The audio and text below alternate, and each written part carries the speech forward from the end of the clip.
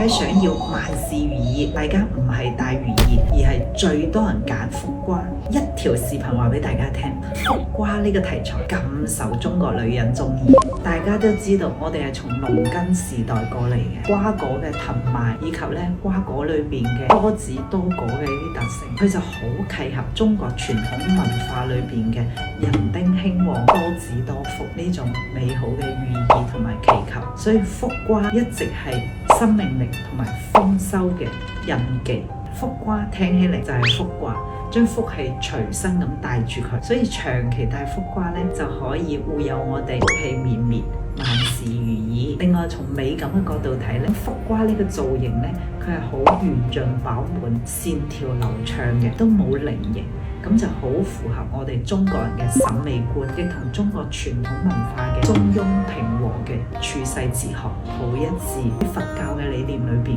瓜同甘露以象結合，象徵住慈悲濟世；而道家裏邊瓜嘅造型咧，係攞嚟煉仙丹嘅，象徵住修成正果。所以福瓜嘅呢個題材咧，亦都好適合一啲職場嘅女士啊、學生同埋屋企裏邊嘅女主人去佩戴。聽完大家係咪終於知道點解咁多人咧中意福瓜呢個題材，同埋福瓜咁受歡迎？想要萬事如意，仲有福瓜呢個題材可以揀。咁如果對寓意咧有更多諗法嘅，不妨喺評論區同錢錢交流一下。關注錢錢，買翡翠唔踩坑。